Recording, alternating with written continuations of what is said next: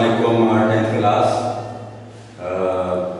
آج آپ کا جو لیکچر ہے یہ نظم ہے مزار کتب الدین ایبک، یعنی کتب الدین ایبک کا مزار.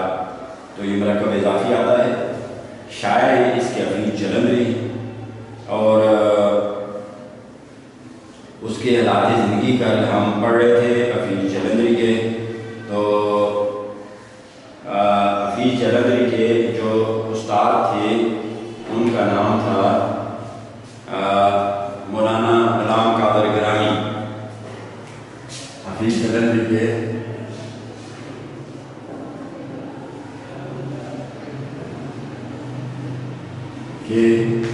حالات زندگی ہم پڑھ رہے تھے. تو جناب حفیظ جلندری کے استاد کا نام تھا مولانا غلام قادر گرامی. گرامی کا مطلب بزرگ، بہت بزرگ، نہایت قابل احترام. مسلم علماء کا لقب ہے مولانا. تو غلام جو ہے وہ خریدا ہوا نوکر جسے کہتے ہیں، خریدا ہوا نوکر. ٹھیک ہے، اچھا. تو ان کے والد کا یہ نام تھا. تو اس کی شاگردی میں جب حفیظ جلندری آئے تو حفیظ جلندری کی جو چھپی ہوئی خوبیاں تھیں، صلاحیتیں تھیں، وہ نکھر گئیں. یہاں چلاک کا لفظ استعمال کیا ہے کہ یعنی ان کی پوشیدہ صلاحیتوں کو ترقی ملی، وہ چھپی ہوئی خوبیوں کو ترقی ملی، سامنے آئیں. اور ان کی صحبت نے، کن کی صحبت نے؟ مولانا غلام قادر کی محفل میں، بزم میں، اس میں جب شریک ہو گئے، ان کے پاس بیٹھا کرتے، ان کی شاگردی کو قبول کیا. تو حفیظ جلندری کے فن کو، فن کہتے ہیں آرٹ کو، ہنر کو مزید اور زیادہ جلا بخشی، روشنی بخشی، چمک بخشی، صفائی آئی اس کے اندر، یعنی وہ خوبیاں میں نکھری. انہوں نے محنت استاد کی تربیت سے بڑا نام کمایا.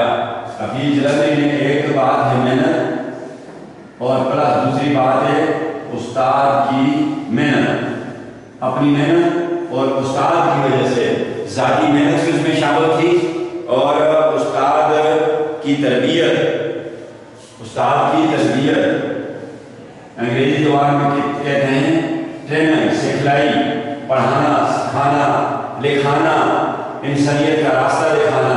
اس کی وجہ سے اس نے بہت بڑا نام پیدا کیا. نام پیدا کیا، شہرت پیدا کیا.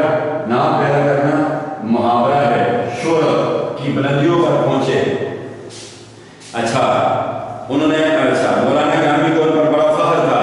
اس استاد کو اپنے شاگرد پر بڑا ناز تھا. اور وہ مختلف حفیظ جلندری جو ہے اس کے علاوہ مختلف صحافت جو ہے اخباری ادارے، مختلف اداروں میں رسالوں کے ساتھ جو ہے وہ کام کرتے تھے، ان میں لکھتے رہے، وابستہ رہے، منسلک رہے. اور آل انڈیا ریڈیو جو ہے 1901 میں مارکونی نے ایجاد کیا.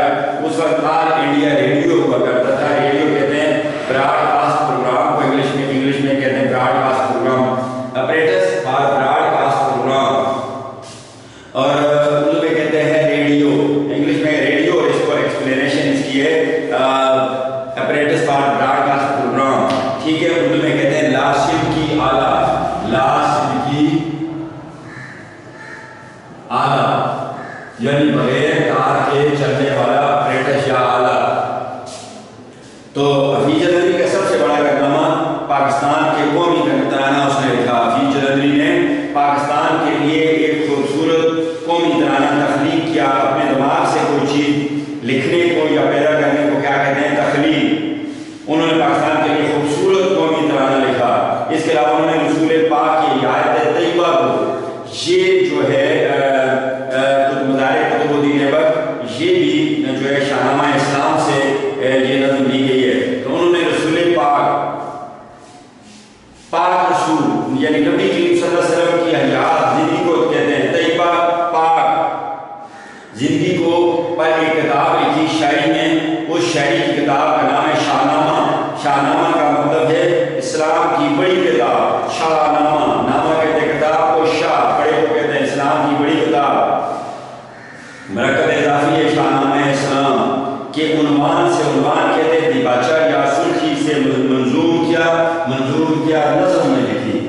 شاعری نے یہ کتاب جو ہے شاہنامہ اسلام، یہ نثر کی کتاب نہیں ہے، یہ شاعری کی کتاب ہے، شاہنامہ اسلام، ٹھیک ہے، اسلام کی بڑی کتاب۔ تو اس کا نبی کریم صلی اللہ علیہ وسلم کی جو زندگی پر انہوں نے کتاب لکھی، اس کا یہ نام رکھا ہے۔ اس طرح انہوں نے اسلام کی ابتدائی تاریخ کو مؤثر انداز سے پیش کر کے اس طرح اس کتاب کے اندر فی جلوے میں اسلام کی جو ابتدائی تاریخ تھی کہ کس طرح اسلام آیا، کس طرح اس نے ترقی حاصل کی، کون سے ایسے اسلامی قانون تھے، طریقے تھے، دستور تھے، اخلاق تھا اور تہذیب تھی جس کی وجہ سے اسلام کو ترقی ملی، تو اس کو ابتدائی تاریخ کو مؤثر اثر پذیر، اثر انداز ہونے والی سے بے انداز طریقہ سٹائل سے پیش کر کے امت مسلمہ مسلمان قوم، مرکب توصیفی امت مسلمان قوم، یہاں اضافہ جو ہے یہ صفت کا کرتا ہے، امت مسلمان قوم، تو یہ صفت کا کرتا ہے، مسلمان قوم، مسلمان ایک صفت ہے، مرکب توصیفی ہے، ٹھیک ہے، کسی جگہ یہ اضافت کا کرتا ہوتا ہے، کسی جگہ کیا ہوتا ہے، اضافت کا کرتا ہوتا ہے، نسیم صبح، یہ کیا ہوگا، صبح کی ہوا، تو یہ کیا ہوا، مرکب اضافی، یہ ہو گیا اضافی اور وہ ہو گیا توصیفی، ایسا مرکب جو صفت اور موصوف سے مل کر بنے۔ تو مسلمان کیا ہے، صفت ہے، اور قوم کیا ہے، موصوف ہے۔ موصوف وہ چیز ہوتی ہے جس کی صفت بیان کی جائے۔ تو امت مسلمہ کی خوابیدہ سوئی ہوئی صلاحیتوں کو اجاگر کرنے کی کوشش کی۔ موجودہ دور میں امت مسلمہ سوئی ہوئی ہے، وہ راستے جن پر ترقی حاصل کر کے دنیا کے اندر نام پیدا کیا تھا مسلمانوں نے، وہ طریقے، وہ دستور، وہ سلیقے، وہ ایمانداری، وہ سچائی جس پر عمل کر کے مسلمانوں نے پوری دنیا پر حکومت کی تھی، پوری دنیا میں ایک نام پیدا کیا تھا، خلافت عثمانیہ کو دیکھیں، پھر عباسیوں کی حکومت کو دیکھیں، بغداد ان کا دارالخلافہ تھا، عراق ان کا ہیڈ کوارٹر تھا، اور جو ہے یہ اس کو کہتے ہیں خلافت عثمانیہ، اس نے 500 سال حکومت کی، ٹھیک ہے۔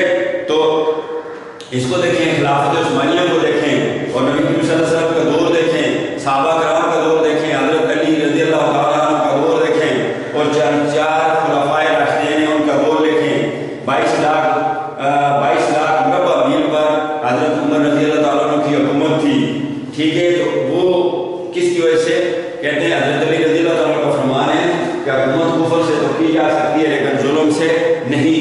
تو وہاں ظلم نہیں تھا، وہاں ایک تو کفر بھی نہیں تھا لیکن ظلم بھی نہیں تھا، وہاں کیا تھا، اللہ کے شدائی تھے، سیدھے راستے پہ اللہ کے بنائے ہوئے قانون پر عمل کرتے تھے، اس کی کتاب پر عمل کرتے تھے، اور بالآخر دنیا کے اندر ایک کامیاب زندگی گزار کے چلے گئے۔ لہٰذا آج امت مسلمہ سوئی ہوئی ہے، وہ خوبیاں اس کے اندر نہیں ہیں، وہ طاقت ان کے اندر نہیں ہے، وہ اصول ان کے اندر نہیں ہے، سب کچھ بھول گئی ہے امت مسلمہ۔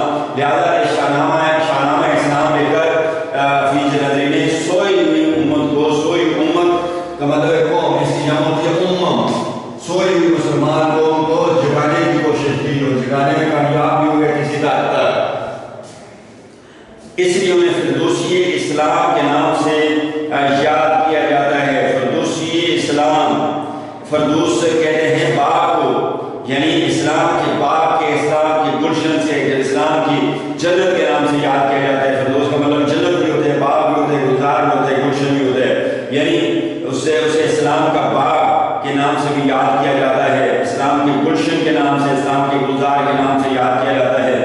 وہ بالطبع شاعر تھے، بالطبع فطری طور پر شاعر، جس کے اندر قدرتی طور پر اللہ تعالیٰ کی ذات نے صلاحیتیں رکھی ہیں، اسے کہتے ہیں بالطبع شاعر تھے۔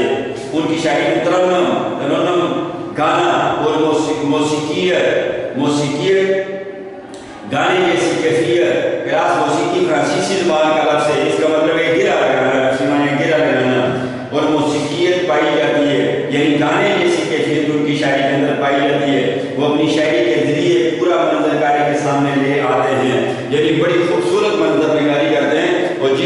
بارے میں بتا رہے ہیں، وہ پورا منظر پڑھنے والے کی آنکھوں کے سامنے جھوم جاتا ہے، سب کچھ اسے منظر میں نظر، ایسا لگتا ہے کہ منظر میں سب کچھ اسے نظر آ رہا ہے۔ اچھا، ان کی غزلوں میں سوز و گداز، سوز کہتے ہیں دکھ درد، گداز جلن دکھ درد، اور یعنی پگھلا دینے والی کیفیت پائی جاتی ہے اس کے جو وہ غزلوں میں، سوز و گداز جیسی کیفیت پائی جاتی ہے، اور کثرت پائی جاتی ہے، کثرت، ہلکا درد، یعنی اس کی شاعری کے، اس کی غزل کے اندر سوز و گداز یعنی دکھ بھی نظر آتا ہے، اور وہ ایک پگھلا دینے والی کیفیت ہوتی ہے، انسان پر اثر انداز ہوتی ہے، اور کثرت یعنی ہلکا درد بھی ان کی غزلوں کے اندر پایا جاتا ہے۔ تاثیر اثر کو کہتے ہیں، اور شیرینی کلام، کلام کی مٹھاس، مرکب اضافی، کلام کی مٹھاس، ان کی شاعری کے جوہر ہے، جوہر خوبی، جوہر جواہرات، اس کو کہتے ہیں جمع، جوہر خوبی، جمع ہوتی ہے جواہر، اور اس کی بھی جمع ہوتی ہے جواہرات، تو یہ جمع ہے۔ اس جمع کو کیا کہتے ہیں؟ جس کی بات سے جمع الجمع، جمع الجمع کہا جاتا ہے۔ ایک ہوتی ہے جمع مفصل، ایک ہوتی ہے جمع الجمع، ایک ہوتی ہے جمع سالم۔ جمع مکسر جو ہوتی ہے، جمع مکسر، جمع سالم اور جمع الجمع۔ سالم جو ہوتی ہے اس میں لفظ کے ابتدائی حروف تبدیل نہیں ہوتے، جس طرح ضرورت اور ضروریات، احسان، احسانات، تو یہ جمع سالم ہے۔ اس کے بعد آتی ہے جمع مکسر، اس میں لفظ کے ابتدائی حروف بدل جاتے ہیں، جیسے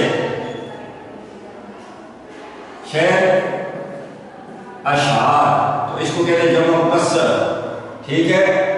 ثمر، اسمار، تو یہ جمع مکسر ہے۔ جمع الجمع میں نے آپ کو بتا دیا، جو خبر، اخبار، اخبارات، خبر جمع اخبار، جمع اخبارات، تو یہ بات کی جمع اور جمع کی پھر جمع، تو اس کے جو ہے خوبیاں، تصانیف، یعنی خاص کر اس کی کتابیں، اس کی لکھی ہوئی خاص کتابیں، تصویر کشمیر کی تصویر، کون سا مرکب ہے؟ مرکب اضافی، یہ فارسی کا مرکب ہے، کیونکہ اضافت چھپی ہوئی ہوتی ہے، زید ظاہر کرتی ہے، اضافت کا کسرہ ظاہر کرتا ہے کہ مرکب اضافی ہے۔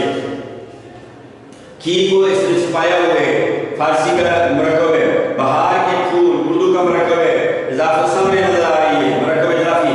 نغمے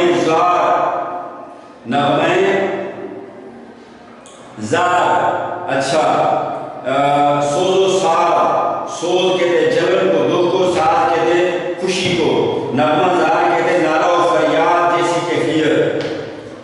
تلخاب شیرینی، کڑوا پانی، کڑوا میٹھا پانی، تلخاب شیرین، شیرین میٹھے کو کہتے ہیں تلخاب شیرین، کڑوا میٹھا پانی۔ شاہنامہ اسلام، اسلام کا کی بڑی کتاب، یہ اس کی خاص کتاب ہے۔ اس کے علاوہ بھی کتابیں ہیں، لیکن جو ہے یہ خاص مشہور اس کی کتابیں ہیں۔ تو آگے نظم پہ آتے ہیں کلاس، نظم مزارع قطب الدین ایبک۔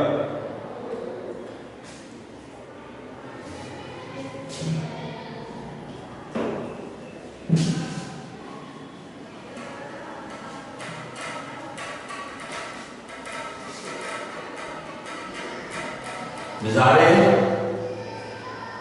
قطب الدین ایبک، یعنی قطب الدین ایبک کا مزار۔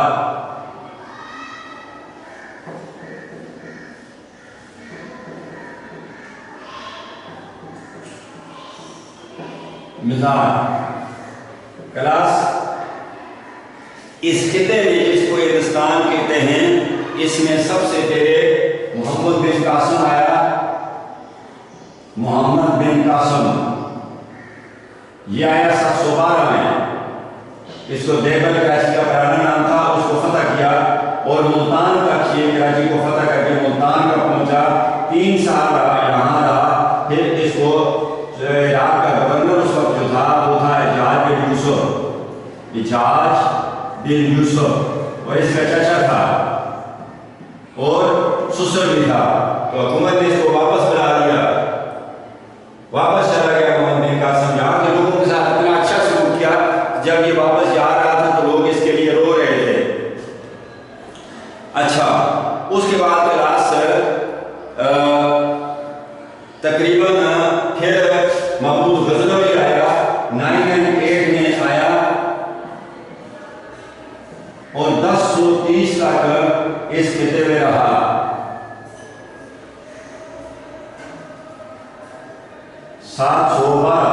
اردو میں لکھنے چاہیے۔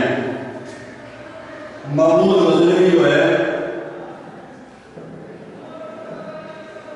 998 میں آیا اور 1030 تک یہاں رہا، غزنویوں کی حکومت رہی۔ اس کے بعد شہاب الدین غوری آیا، اس کے بعد غوریوں کی حکومت آ گئی، شہاب الدین غوری، تو اس کی حکومت جو ہے کلاس درمیان ان کی حکومت رہی۔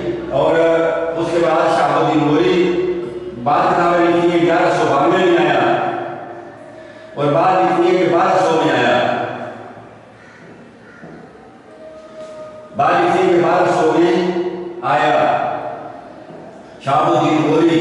شہاب الدین غوری یہاں کا حکمران رہا، جب وہ فوت ہوا تو اس کی کوئی اولاد نہیں تھی شہاب الدین غوری کی، تو یہ جو اس کے نوکر تھے قطب الدین ایبک، یہ ترک نسل کا یہ شخص تھا، تو اس کو نوکر تھے شہاب الدین غوری سے ایک دفعہ پوچھا گیا کہ آپ کے بعد آپ کے بیٹے تو نہیں ہیں، آپ کے بعد جو ہے آپ کی اس سلطنت کا حاکم کون ہوگا؟ تو اس نے کہا تھا کہ یہ میرے جو غلام ہیں، یہ میرے نوکر ہیں، ان کی میں نے بچوں کی طرح تربیت کی ہے۔ لہٰذا جب شہاب الدین غوری 4 سال کے بعد فوت ہو گیا تو اہل لاہور نے، اس وقت دارالخلافہ جو تھا وہ تھا کلاس لاہور تھا، تو اہل لاہور نے جو ہے وہ اس کے بھائی کو جو ہے وہ حاکم وہاں کا مقرر کر دیا، لیکن یہ ہے کہ وہ اس کا بھائی جو ہے حکومت کا نظام نہیں سنبھال سکا، تو پھر جو ہے اس کو قطب الدین ایبک کو بادشاہ بنایا گیا۔ اس کو کہتے ہیں خاندان غلامہ، خاندان غلامہ، کیونکہ خاندان یہ غلام تھا شہاب الدین غوری کا، خاندان غلامہ اس کو کہتے ہیں۔ یہ خاندان غلامہ جو ہے 1206 میں 25 جون 1206 کو یہ خاندان جو ہے وہ برسر اقتدار جو ہے ہوا۔ تو اس کے جو بادشاہ گزرتے ہیں، سب سے پہلا بادشاہ جو تھا خاندان غلامہ کا، اس کا نام تھا قطب الدین ایبک، قطب الدین ایبک۔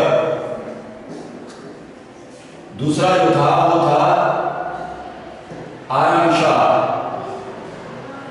عالم شاہ دوسرا حکمران تھا۔ تیسرے حکمران کا نام تھا کلاس شمس الدین التمش، شمس الدین التمش، یہ راس القلعہ مسلمان تھا۔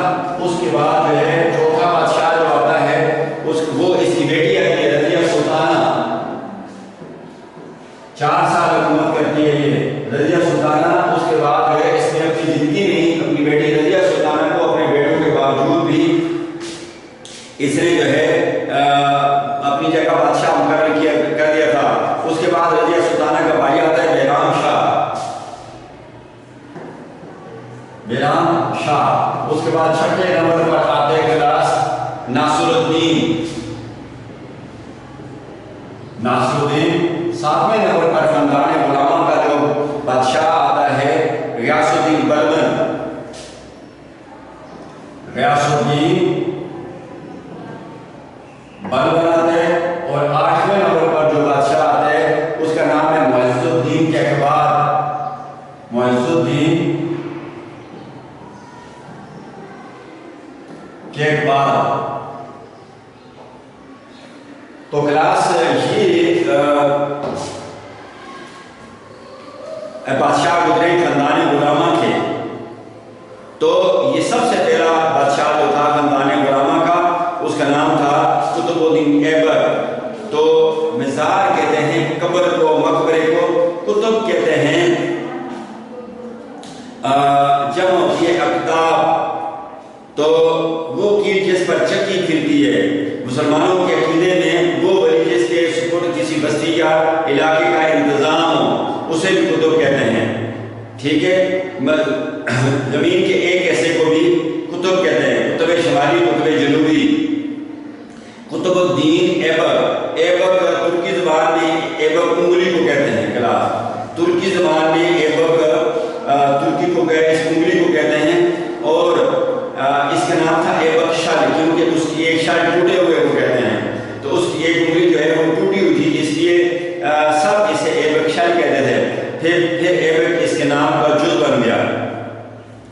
ایبک کے انصاف کے بارے میں مصر مشہور ہے کہ بھیڑیا اور بکری ایک ہی جگہ پانی پیتے تھے، اس کا ایسا انصاف تھا، اس کا اور بہت سے بادشاہوں کا ہے، لیکن شہنشاہ سوری اور اس کا جو ایک تھا وہ انصاف تھا، اس کے بارے میں کہا جاتا ہے کہ شیر اور بکری ایک ہی جگہ، ایک ہی گھاٹ میں ایک ہی جگہ پانی پیتے تھے۔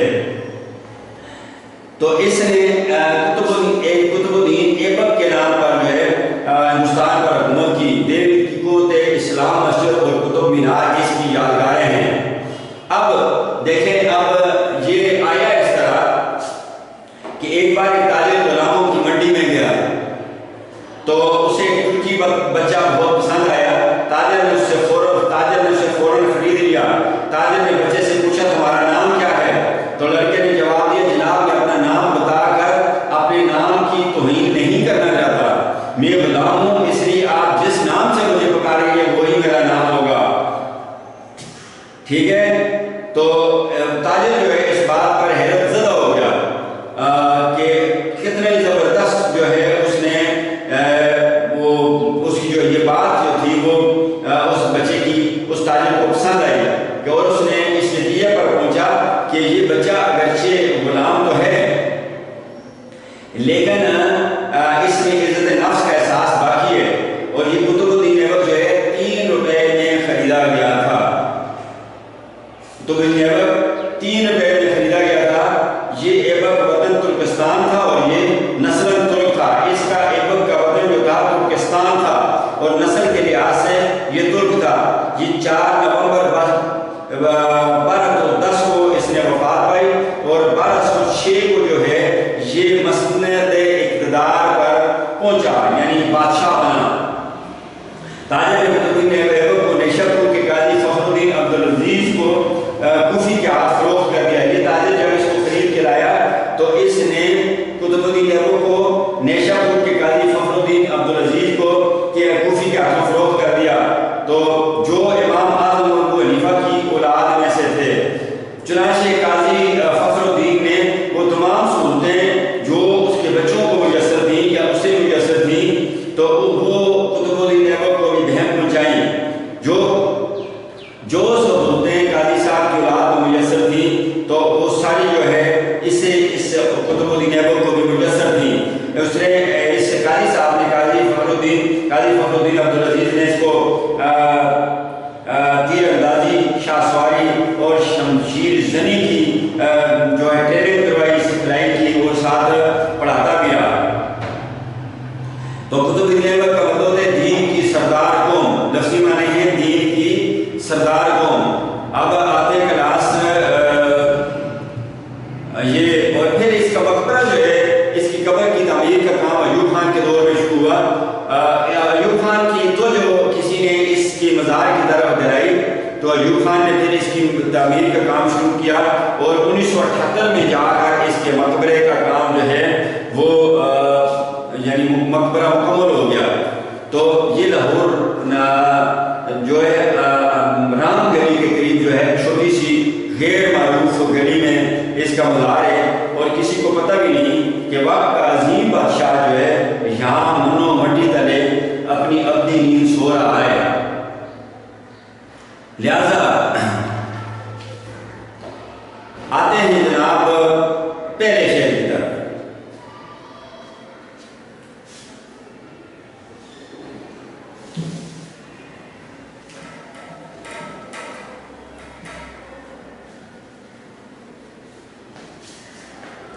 وہ کتب الدین ایبک، وہ کتب الدین وہ مرد مجاز جس کی حیبت سے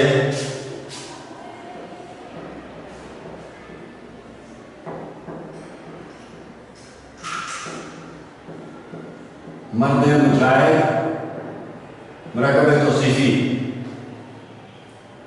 جس کی حیبت سے حیبت دار ہو یہ دنیا از سے سرے لوگ جاگ اٹھی تھی خواب غفلت سے.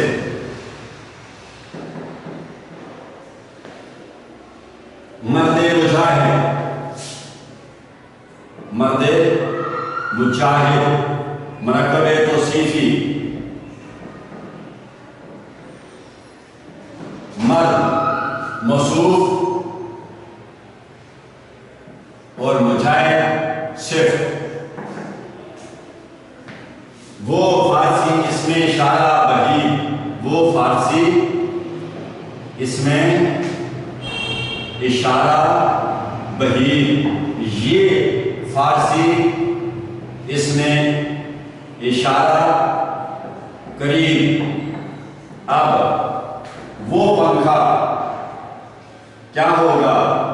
مرکب اشاری، مرکب اشاری وہ پنکھا، یہ کرسی، یہ کیا ہے؟ مرکب اشاری.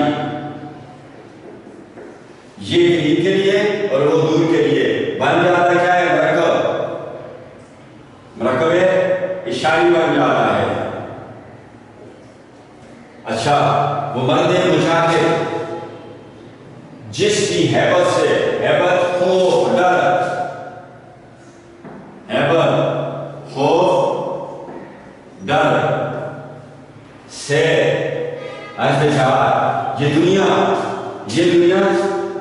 مرکب اشاری از سے سرے لوگ نئے سرے سے جاگ جانا. آپ سمجھتے ہیں جاگ اٹھی، جاگ اٹھی کون سا مرکب ہے؟ مرکب نہیں ہے. کون سا فعل ہے جاگ اٹھی؟ امدادی فعل، امدادی فعل. اس کو علم اجبار بھی کہتے ہیں. کلام میں زور پیدا کرنے کے لیے ادیب بعض اوقات یا شاعر اصل فعل کے ساتھ ایک اور فعل کا اضافہ کر دیتا ہے تو اس کو امدادی فعل کہتے ہیں. دیکھیں جاگ اٹھی، جاگ اصل فعل اور اٹھی امدادی فعل. لڑ پڑا، لڑ اصل فعل اور پڑا امدادی فعل. لہذا اس کو کیا کہتے ہیں؟ جاگ اٹھی کو امدادی فعل. لڑ پڑا، اٹھ گیا، ہنس بیٹھا، اٹھ بیٹھا، بیٹھ گیا، تو یہ سارے امدادی فعل ہیں. اٹھی تھی خواب غفلت سے، غفلت یہاں ہوگا غفلت کی نیند، لاپرواہی کی نیند، لاپرواہی کی نیند سے جاگ اٹھی تھی خواب غفلت. غفلت کا خواب یہ کیا ہے؟ مرکب اضافی، یہ بھی مرکب اضافی ہے. خواب غفلت سے حرف جار. اب حیبت غفلت یہ کافیہ ہے. حیبت اور غفلت دونوں کافی ہیں اور سے جو ہے یہ ردیف ہے. حیبت اور